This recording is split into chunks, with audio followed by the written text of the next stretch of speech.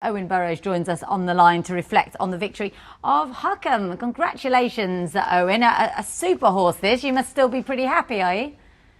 Yeah, extremely, yeah. Obviously, he was my first Royal Ascot winner, and he stepped up to Group 3 company now and done it very nicely.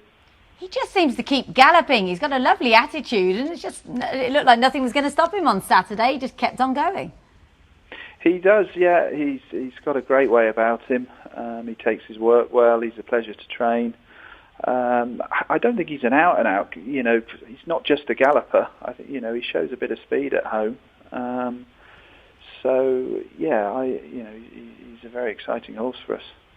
And you've been so patient with him so far in his career. What are your sort of thoughts? I know you'll have to discuss it with his signer, Sheikh Hamdan and Angus and everyone, but are you thinking the St Ledger at the moment? Well, I think, it's the obvious way to go, isn't it?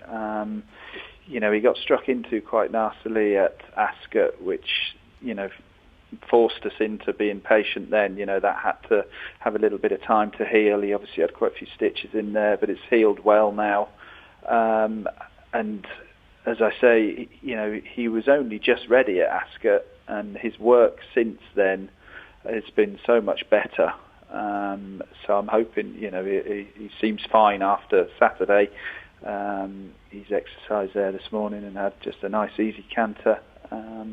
So the signs are that he's taking it well, and it'd be a month from Newbury, so timings are good. So as I say, we'll speak to Sheikh Hamdan and make a confirmed plan then. And what's he like to deal with at home? Is he quite a gentle character? He is. He's a good way about him. He takes a bit of riding. He thrives on work. He's one you can't be too easy on. He needs plenty of work. He's fresh and well, and he keeps you on your toes. Yeah, the good ones too, I suppose. I'll just ask you about Tabdeed as well, if I can, because that was another super success at Newbury earlier on this season. How's he doing? Yeah, he's fine actually. So yeah, it's great to get a nice win with him, because he's always threatened, and he's not done a lot wrong. He's only been beaten twice. So there's not a lot for him through August. So we might be bold and run him at Haydock in the Group 1 at the beginning of September. He handles a bit of juice, but he disappointed in the Bengoff last year when it was very, very soft. So I would be mindful of that if Haydock did turn out a bog, which sometimes it can. But he's very well. He's in good form. Oh, that's good to hear. Yeah, certainly always a good race, the Sprint Cup, isn't it? And just while we've got you on the line, I think you're just in your 5th year training, are you? And by my counting, that's your 8th pattern win at the weekend. So things are going well. Yes, 5th year. Obviously, I'm very fortunate position that I train mostly for Sheikh Hamdan. So we have some lovely horses, and we were a little quiet last year. We didn't, you like to progress each year and get better and better, and unfortunately we dropped down in numbers last year, winners wise. But we've had a couple of Group 3 winners this year. First Royal Ascot winner.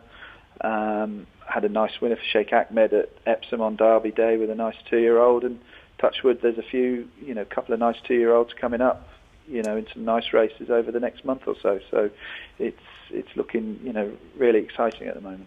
Hi, Owen. I was just going to ask you about a couple of your good 2-year-olds, starting with Twarsol. Is he just on a bit of a midsummer break with the ground, in theory, due to be firm? He wasn't quite right after Ascot. It was the quickest ground he'd been on. So he's a little bit jarred up afterwards, but nothing too major. He may be out sort of end of this month now. There's the Ripon 2-year-old trophy. I think it's the 31st, the bank holiday Monday. But again, he won twice on good ground, and I think that's going to be important to him, to just be able to get his toe in a fraction. And one of the most impressive juveniles we've seen for a good while, really, the other week at Salisbury, Minzal. Could he be one that represents you in the gym crack this week? Yes, he you know, we spoke afterwards. His work has been, you know, very impressive at home. So another one who's got a great way about him. Not a lot bothers him too much. So yeah, we might just be bold and stick him and see where we are with him, really. You know, if he's not quite up to it, then we can always lower our sights. But on what we see at home, he's a very exciting horse. And obviously watching Salisbury, he didn't have too much of a hard race, so turning him out fairly quickly is not going to be too much of an issue? I don't think so. Obviously it's 12 days and yeah, he didn't exactly have a hard time of it, did he? So yeah, he seems well at home. Did a very easy bit of work Saturday, just a leg stretcher, and yeah, he'll do a little bit now Wednesday, just a breeze. So as long as we're all happy, then you know he could well take his chance. And it seems to be that sort of year with the 2-year-olds that when you do step up to Pat and Company, you are largely facing similar horses that have just won once or maybe raced twice. So it's perhaps the year to be a bit bold, isn't it? Exactly, yeah. You know, we were all sort of locked up for 2 months, so nobody was out racing then. Yeah, you know, it's a Jim Crack's never going to be easy. Obviously, Clive Cox's horse was impressive at Goodwood.